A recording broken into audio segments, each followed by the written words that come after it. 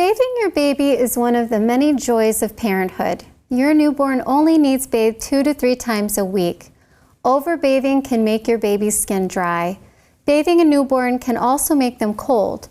The first bath at home should be done after your baby has their first pediatrician appointment. Newborns that are cold usually do not eat well.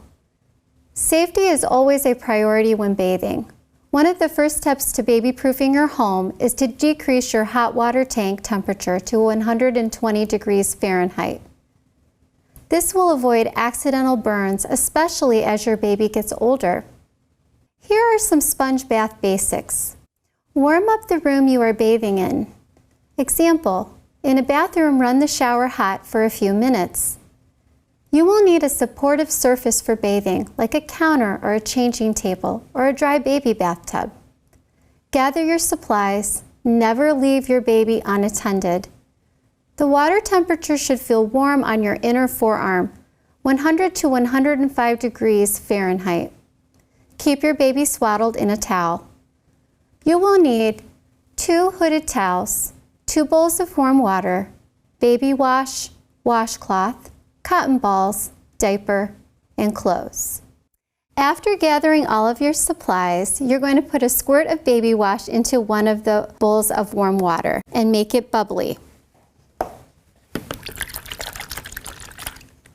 Then undress your baby and lay on both towels, wrapping them in just one towel with the diaper still on. Use the water without the soap to wash the baby's eyes and face. Wipe each of your baby's eyes from the inner corner to the outer corner with a different cotton ball.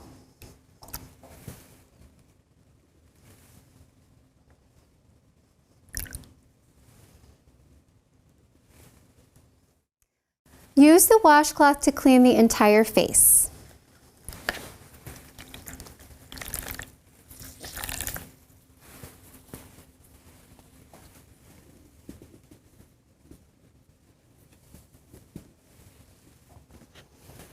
Pat dry.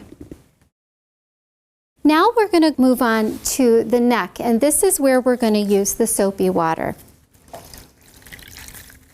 Remember, you want to wring out all the excess water. This is a quick wipe down, not a very wet, sopping wet bath. So we'll give the neck a good wipe, go into the rinse water. Again, wring it out really good. And we're going to go ahead and wipe off that soap, and we're going to pat dry.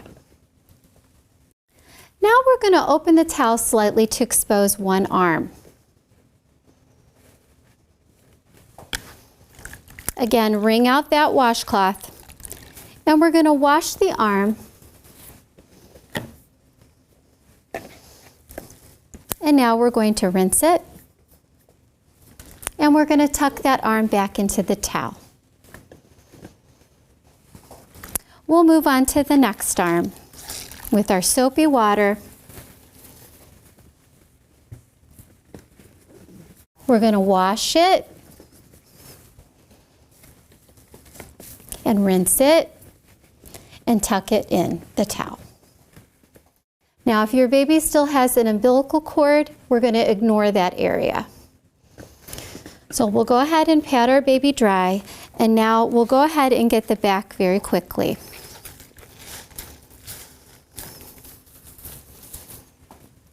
I'm going to open the towel and turn my baby up on their side and get the back quickly. Rinse off that washcloth and go ahead and rinse off the soap. And we're going to pat our baby dry. Now we're going to go down to the legs.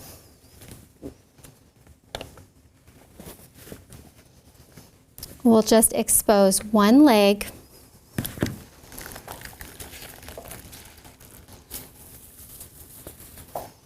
We're going to wash it, we're going to rinse it, and we're going to tuck it back in. The goal is to keep your baby covered. Let's go to the other leg.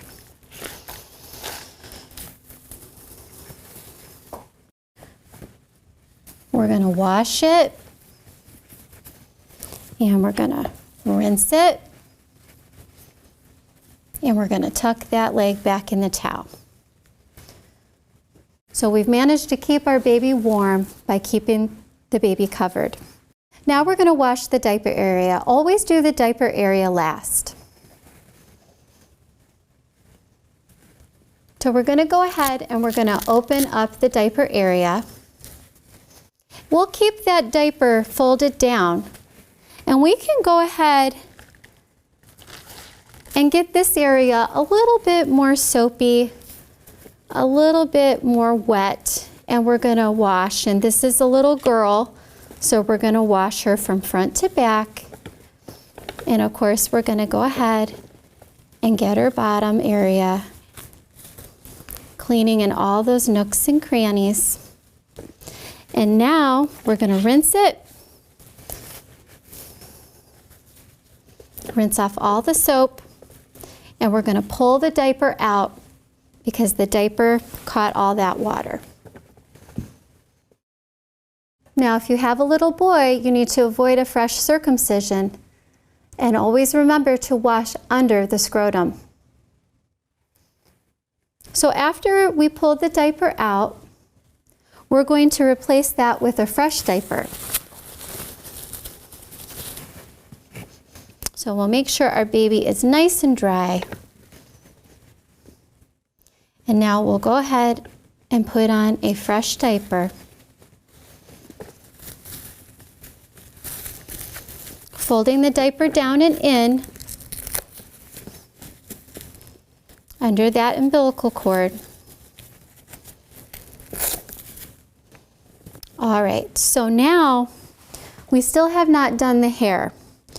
But our baby is getting cold because this towel is now wet.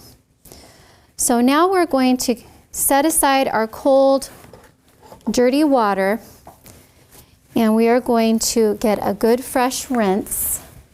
So we'll dump this out and get a fresh basin of water.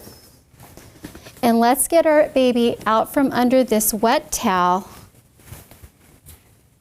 and we'll wrap our baby with the dry towel. So we have a new fresh basin of water. This is why it's always good to do your bath in a bathroom where you can access water. I'm going to hold my baby like a football. This is called a football hold. I'm going to take down the hood on the towel, and I'm going to go ahead and get the hair wet and take a little dollop of shampoo, soap it up, rinse it off, put the hood over your baby's head, and go ahead and make sure your baby's nice and dried off. And now would be a great time to put your baby into kangaroo care. So you'll need to take off your shirt, and now your baby is just dressed in a diaper, so you can lay your baby on your bare chest and put a nice warm blanket over both of you. And this will help your baby warm up after the bath. Your baby will probably be ready to eat after the bath. Your baby is ready for a tub bath once the umbilical cord and circumcision has healed. Tub bath water temperature is a little cooler than sponge bath, 90 to 100 degrees Fahrenheit. Always test water with the inside of your forearm. Kangaroo care is a great way to warm your baby up after a sponge or tub bath.